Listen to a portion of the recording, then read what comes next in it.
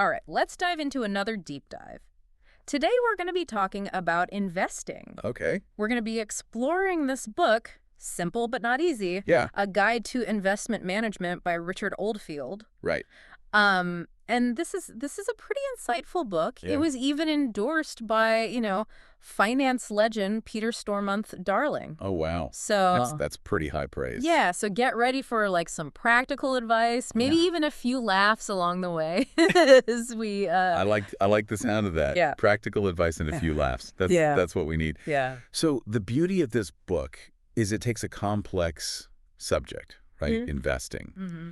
And tries to break it down in a way that's both informative and engaging. Yeah. Even the title itself is a bit of a paradox. Simple, but not easy. Right. What do you think Oldfield means by that when it comes to investing? Well, yeah, I mean, it definitely makes you think, right? Yeah. It's like, I guess the basic principles are straightforward. Like, we kind of get that, right? Yeah. But putting them into practice, that's where the real challenge lies. That's where the rubber meets the road, yeah. Right. And like all the other stuff that trips us up, like our emotions, Exactly. the market hype, our own biases. Our own psychology working against us. Yeah. Oldfield doesn't shy away from this at all. In fact, he kicks off the book with this great chapter called Howlers Galore. And he shares some of his own investment blunders. Yeah. Yeah. The Russia is safer than Coca-Cola story. Yeah, exactly. Oh, man, that sounds like that's a recipe for disaster. Yeah. What happened there? So he goes to Russia, sees all this potential of this emerging market. Right. And he got a little carried away with the excitement. Yeah. And invests very heavily, thinking it's a, sure bet. Right. And meanwhile, he overlooks, good old reliable Coca-Cola. Yeah. Yeah, Coke's going to be around forever. Exactly. That's kind of how I feel. What could go wrong? Exactly. That's what he thought. Like, how could you go wrong with Coke?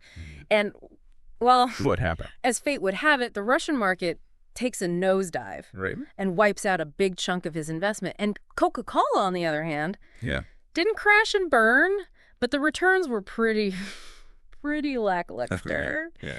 So, it's not even a story about picking the wrong stock. It's this idea that maintaining emotional distance when you make these decisions is so crucial. And also, I mean, even seemingly safe assets can underperform. Right. Like Coke. Yeah. And getting caught up in this hype of something can really lead to some serious regrets. Yeah, no, that's a good point. It's like, check your emotions at the door. Yeah. Rely on data. Exactly. Clear-headed analysis. Yeah. So speaking of that, Oldfield emphasizes international diversification. Right. But how effective is that today? Like in this crazy global market that we have where everything's so interconnected. Right. That's the question. Yeah. I mean, while spreading your investments across different countries historically was a really good way to reduce risk. Yeah. The lines have blurred in recent years, I think. Yeah. Because globalization has led to a greater correlation between markets. So it used to be, if the U.S. market sneezed, right, Europe wouldn't catch a cold. Yeah. But yeah, now everybody gets sick. Now it's different. So this doesn't mean that diversification is useless. Right. It just means you need a more nuanced approach, I think. Yeah, so it's less about just like scattering your investments randomly across the globe and more about like understanding the interplay between these global economies. Exactly. Okay. Now, in the book, Oldfield covers a range of asset classes, bonds, real estate, gold, even commodities, but he really digs into equities and for good reason. Yeah. And I mean, I understand why, right? Yeah. Equities, stocks, they have historically delivered the highest returns over the long term. Yeah. But they're also known for their volatility. So exactly. How does he reconcile these two things? Well, he's a firm believer in the long game, first of all. Okay. He completely debunks this myth of perfect market timing. Right. Trying to predict short-term swings, he argues, is a fool's errand. Okay. He uses a kind of an unexpected example, the bird flu scare back in 2006. Bird flu and investing. Okay, now this I got to hear. So when the concerns about the bird flu pandemic were on the rise, Oldfield was asked, what are you doing to protect your investments? Yeah. And he said, nothing. Really? Because trying to time the market based on some potential health crisis is impossible. Right. And he even pointed out that major events like the AIDS epidemic didn't necessarily translate into predictable market movements. Right. Yeah. So it's about riding out the storm, not jumping ship at every sign of trouble. That's a great way to put it, yeah. Yeah. This long-term view is really important, especially when you consider the dangers of what he calls index hugging. Okay, yeah. So remind me again, what is index hugging Yeah. and why is that a problem? So it's when investment managers essentially just copy a market index, Right. like the S&P 500, Hmm. instead of, using their expertise to actually pick stocks they think will outperform. Right. They're just they're riding the wave. Exactly. They're just riding the wave. And it can be really detrimental in the long run. So they're not really making decisions. They're just mirroring what's already happening. We're just following the herd. Yeah. Creates this herd mentality, Yeah. and it can backfire spectacularly. Okay, like give me an example. The tech bubble. Oh, okay, yeah, right. Back in the late 90s. Yeah, so everybody piled into tech stocks. Exactly. So as tech stocks soared, Yeah. their weighting in these major indices increased, right? Right. So index-hugging managers, by definition, Yeah. piled into these already inflated stocks, Yeah. and then boom, the bubble bursts. Yeah. And everybody gets hurt. Yeah, that's a painful lesson in the dangers of following the crowd. Yeah, big time. So if we're not supposed to time the market, Right. and we're not supposed to just mimic an index, Yeah. what are we supposed to do? That's the question. Yeah, what's the alternative? Well, that's where I think Oldfield's insight on benchmarks Okay. and manager selection come in. Yeah. So he sees benchmarks as useful tools, Mhm. but they need to be used correctly. Right. He advocates for something called a composite benchmark, Okay. which is basically a blend of different indices Yeah. that are tailored to your specific investment goals Okay. and risk tolerance. So it's much more personalized Much more personalized. than just blindly following the S&P 500 or whatever. Exactly, yeah. Yep. So now the million-dollar question Yeah. is how do you choose the right person Right. to manage your investments? Yeah. And Oldfield says, don't focus just on past performance. Okay. He really argues that focusing just on past performance is a trap Right. because it doesn't really tell you anything about their skill or their ability to navigate future market conditions. So what are we supposed to look at? Well, he says you need to evaluate people, Okay. practice environments, Okay. and reporting.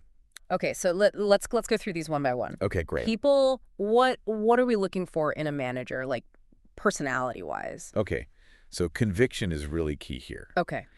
They need to have a strong belief in their investment strategy, Okay. not just be chasing the latest trends. Right. So they're not just jumping on whatever's hot. Yeah, exactly. And it's not just about having opinions, right? It's about having the courage to actually act on those opinions. So like they gotta be able to make bold decisions. Exactly. Yeah. And Oldfield actually views a concentrated portfolio Okay. as a positive sign, Right. which is one with a relatively small number of stocks, Hmm. carefully chosen stocks. Right. That shows they have these strong convictions Okay. and are willing to make big bets. Yeah. Of course, you don't want them to be reckless, right? Right. But, So diversification is important. yeah, But too much diversification can actually be a sign of a lack of conviction. exactly. You got it. Okay. So beyond conviction, Yeah. what else are we looking for in people? Well, Oldfield emphasizes common sense, Okay. which might seem obvious, Yeah. but it's surprisingly rare. Give me an example. He tells this amusing anecdote about Leon Levy, Okay. who's this brilliant investor Mm-hmm. known for being a little absent-minded. Okay. So Levy's hailing a cab with a female colleague, Mm-hmm. and he opens the door for her, Yeah. closes it, Mm-hmm. walks around the back of the cab, opens the other door, Mm-hmm. looks inside, and says, "Oh, I'm so sorry, I didn't realize this cab was occupied," and closes the door again. That's hilarious. So even brilliant minds can have quirks. Exactly. It's not about finding someone who's perfect. Right. It's about looking beyond the surface impressions. Right.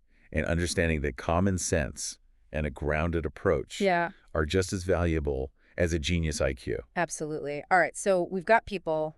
What about practice? Okay. So what should we be looking at in terms of a manager's investment practices? Oldfield says, look beyond what they say Okay. and focus on what they actually do. Okay.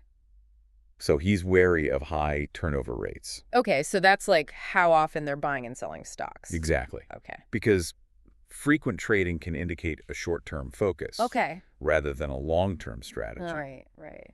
And, he says back when he started managing portfolios, Yeah. the average turnover rate was like 30%, Yeah. meaning that people held stocks for over 3 years on average. Wow. Today, it's closer to 120%, Wow. meaning that investors are holding stocks for less than 10 months on average. Yeah, so that's a huge difference. Huge difference. And is that because managers are feeling pressured to generate these like quick wins, Yeah, even if it sacrifices like the long-term growth potential? that's what Oldfield believes, yeah. And he points to studies that show that funds with lower turnover rates actually tend to perform better over the long term. Okay, interesting. Yeah. But he also cautions against reading too much into a sudden drop in turnover. Why is that? Wouldn't a decrease in trading be a good thing? Not necessarily. So he tells this story about What? this firm in Hong Kong where a manager's portfolio Yeah. suddenly went completely inactive, Okay. and there were no trades for months. Turns out the manager had actually been suspended Oh. for suspected insider trading, Oh. but the firm hadn't bothered to inform their clients. Oh, that's not good. So, sudden change Yeah. could be a red flag. So we need to understand the reasons behind the change. Exactly. All right, so we've got people, we've got practice. Yeah. What about environment? So the environment, Oldfield argues, Yeah. that the firm that a manager works for can significantly impact their success. Right, so it's not just about finding a brilliant individual, but it's also about understanding the culture and structure of the company they work at. Exactly, yeah. He highlights this importance of a firm Okay. having the right ethos, one that supports long-term thinking, Okay.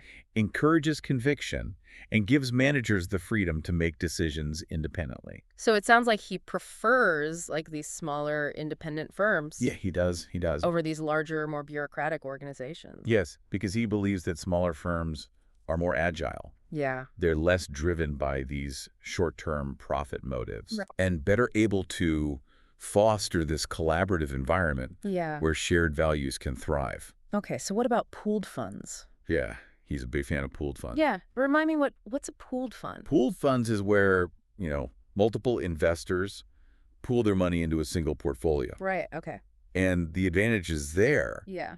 are that it eliminates the need for the manager to tailor their approach to each client's individual tax situations, Okay. which can be a huge time suck. Mm-mm. This allows them to focus their energy on the investment strategy. Right, okay. Plus, pooled funds offer greater transparency. Okay. Their performance records are public, Yeah. so you can track their progress, Right. compare them to other funds. Mm-hmm. So transparency is key, like you were saying. Transparency is key. You want to know what your money's doing and why. Exactly. All right. So we've got people, practice, environment, and now reporting. What does Oldfield have to say about reporting? Yeah, so he likes Like how should managers be communicating with their client? clear, concise reports, Okay. free of jargon, Mm-hmm. and really focused on what matters most to you Right. as an investor. Okay. He hates reports that are stuffed with all this irrelevant information Right. that kind of obscures the manager's true performance. Yeah, like fluff, like basically filler. Yeah, exactly. He calls it disinformation. Oh, wow. Quantity over quality. Okay.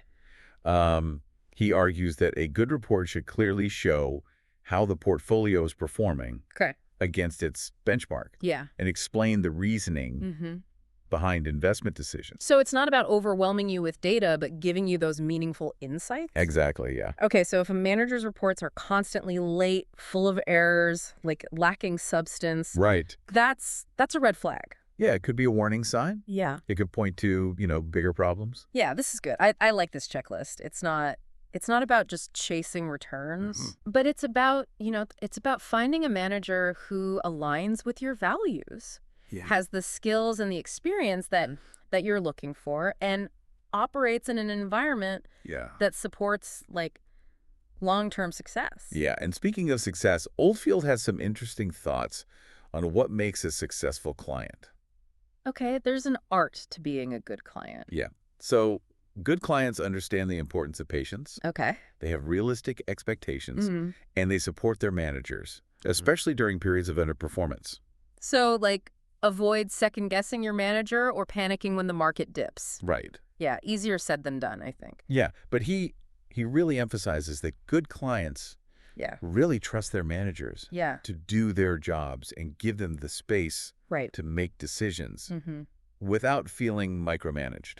Yeah. So, like, he tells a story about the client who called him every day Every day. to dissect every trade. Every single trade. And he was never happy. And always focused on what was going wrong. Right. Never on the positive. Never on the successes. Yeah. Right. Yeah. So it was really draining. Yeah.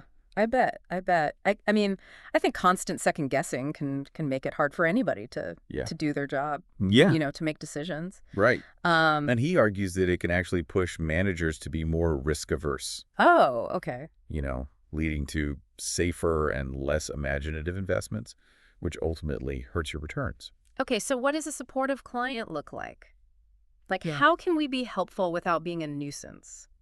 Yeah, he tells a good story about this family he worked with. Okay. Where one of the members was a successful value investor in her own right. Okay. So she understood market volatility, Mm-hmm. the importance of sticking with the strategy through the ups and downs. So she had that, like, long-term perspective and that emotional resilience to kind of weather the ups and downs. Exactly. And because she had experienced success herself, she was incredibly supportive of the managers that she hired, even when they hit those rough patches. That's a great example, like how a client's own experience and mindset can shape, like, their interactions with the professionals that they're working with. Absolutely. Yeah. And Oldfield also stresses, aligning yourself with managers who share your investment philosophy, and have a track record of sticking to their guns. Yeah. Even when their approach is out of favor. Right. You want somebody who's in it for the long haul. Exactly. You don't want somebody who's going to bail. Yeah. As soon as, things get a little rocky. Right. And he also cautions against setting these unrealistic performance expectations. Yeah. He reminds us that the long-term average return for equities is somewhere around, 9% to 10%. Yeah. And expecting anything significantly higher than that is just setting yourself up for disappointment. Yeah. Okay. So patience. Patience. Realistic expectations, and a supportive attitude. Absolutely. It's a partnership. It's a partnership, not a dictatorship. Yeah, exactly. And even in the best partnerships, sometimes things just don't work out. Right. And that's when you might need to fire a manager. Yeah. But Oldfield says poor performance alone should never be the reason for firing a manager. Exactly.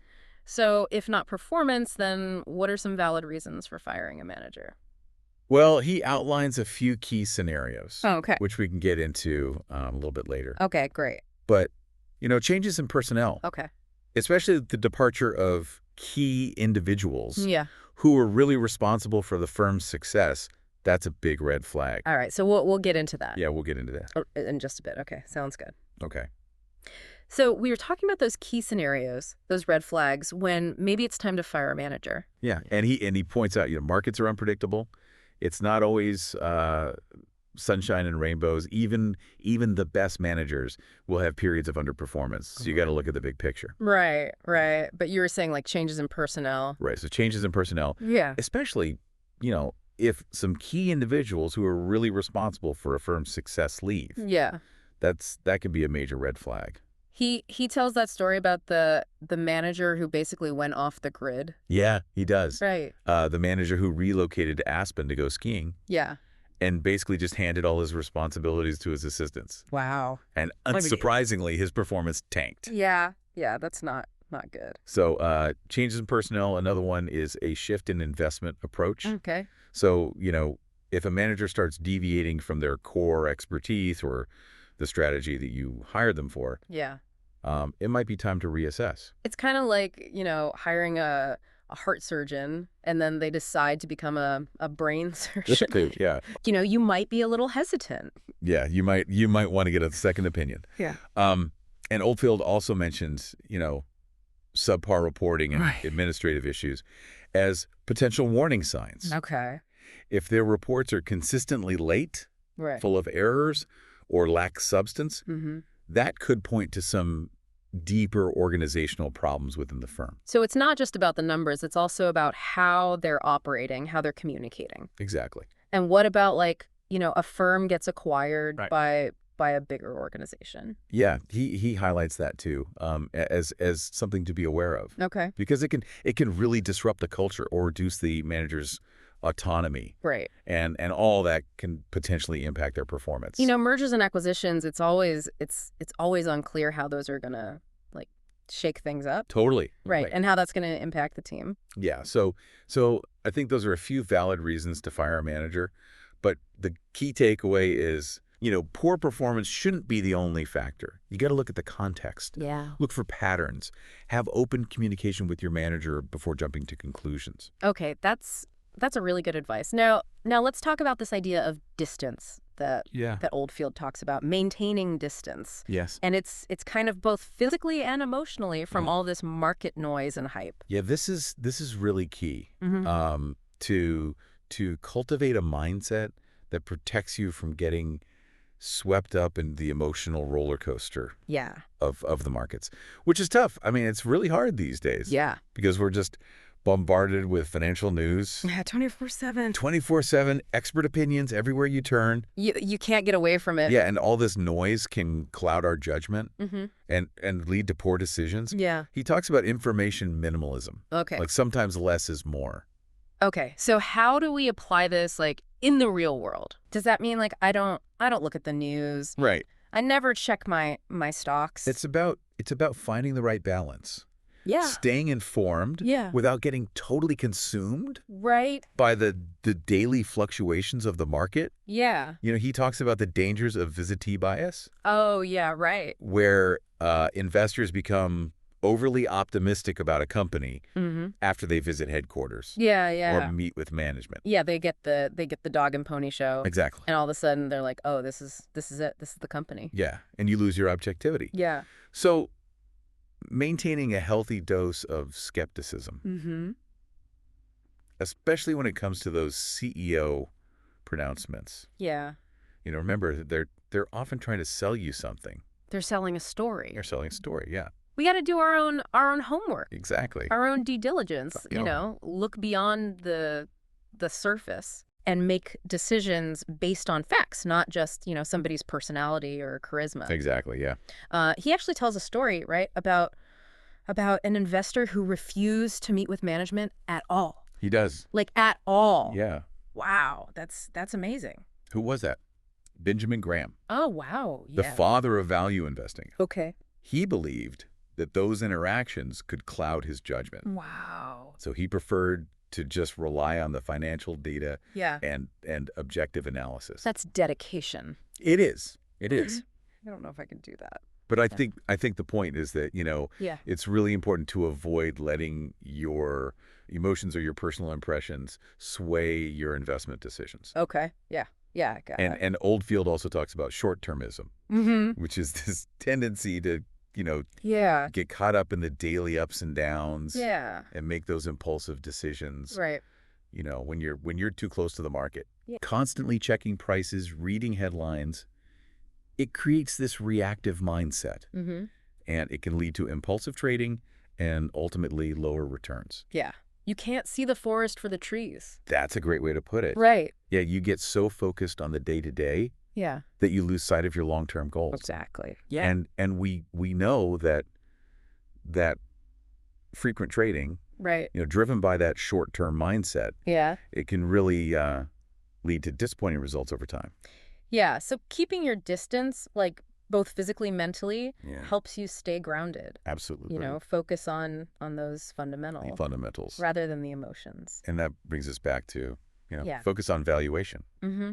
Don't get distracted by the noise. Don't chase the latest hot stock tip. Exactly. Look for the undervalued companies with the fundamentals and be patient. Which is hard to do. It is hard to do, yeah. But he concludes the book with a pretty good question. He does. He says, if keeping your distance and thinking long term are advantages in investing, how can you apply those principles to other areas of your life? Right. That's a good question. It is a great question. Because it makes you think that this book is more than just investing. It is, yeah. It's a way of thinking. It's a mindset. Yeah, a mindset that can help us navigate all these complexities and challenges. Yeah. Not just with money. Exactly. Cultivating wisdom, Yeah. patience, perspective, long-term perspective. Yeah, that's really good. So this has been a great deep dive.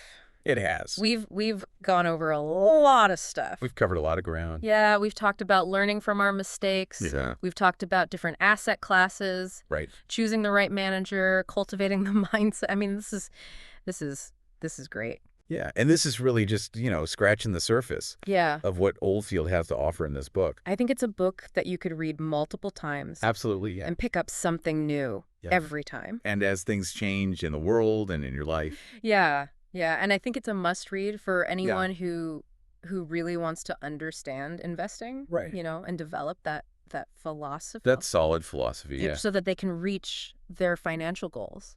And on that note, Yeah. we'll leave you with one final thought from Oldfield. Okay. He says, "Careful, calm reflection disentangles every knot." That's good. So take a deep breath, everybody. Step back from the chaos and remember the power of long-term thinking. Until next time, happy investing. We've been talking about choosing the right manager and building that strong relationship, but let's go back to the idea of keeping your distance from the market noise. Yeah. That really stood out to me. Yeah, I mean, it's one of the most important things in the book, especially today. Yeah. When we're just flooded with information. It's everywhere. Yeah. TV, social media. I mean, you just can't escape it. No. Everybody's got a prediction. Everybody's got a hot stock tip. And all that noise, it's not just distracting. Yeah. It can be really harmful to your investments. So Oldfield says we need a way to filter out the noise. Yeah, focus on what matters. He calls it the visitee bias. Oh, right. Where you visit a company. You visit the company, you meet the CEO, Yeah. you see their fancy offices. Yeah, they wine and dine you. Exactly. And you're like, oh, I'm sold. Sold. This is the next big thing. But it can be so misleading. Yeah, you get caught up in the sizzle, not the steak. Yeah, focus on the substance. Right. He says, don't let your impressions cloud your judgment. Be skeptical. Okay. Especially with the CEO. Right. They're always selling something. Yeah. It's their job. They're telling a story. So we need to do our homework. Exactly. Look at the numbers. Make our decisions objectively, not get swayed by, a good sales pitch. Exactly. He even tells a story about an investor who refused to meet with management. Really? Why? At all. Who was that? Benjamin Graham. Oh, wow. Yeah. The father of value investing. So he didn't want to, taint his judgment. Yeah, he just wanted to look at the data. Wow, that's commitment. Purely objective. I don't know if I could do that. It's an extreme example, but the point is don't let your emotions get in the way. Right. Don't get too attached. Yeah. Okay.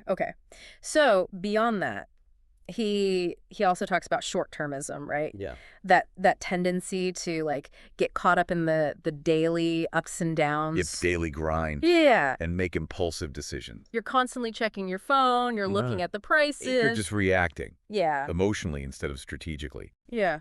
It's like, what's that game?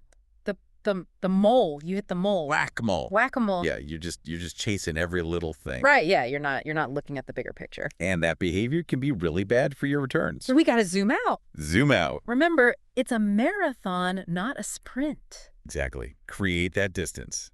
Think rationally. Yeah. Okay. So it sounds like Oldfield is saying investing should be more mindful. Yeah. More deliberate. We should be patient, disciplined. Understand your goals. Understand your goals. Yeah, your risk tolerance. And that brings us back to what we were talking about before. Focus on valuation. Yeah. Don't get distracted.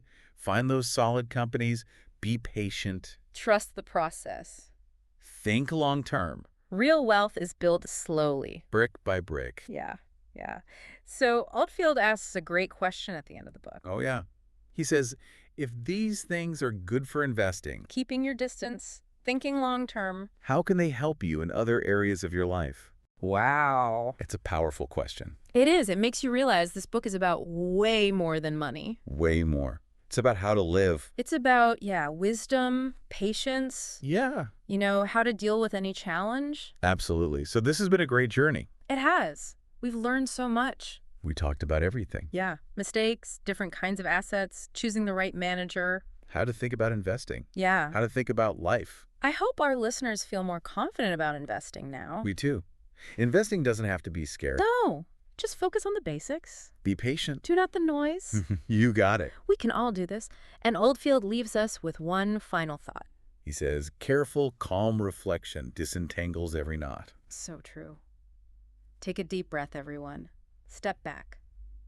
Think things through. Until next time, happy investing.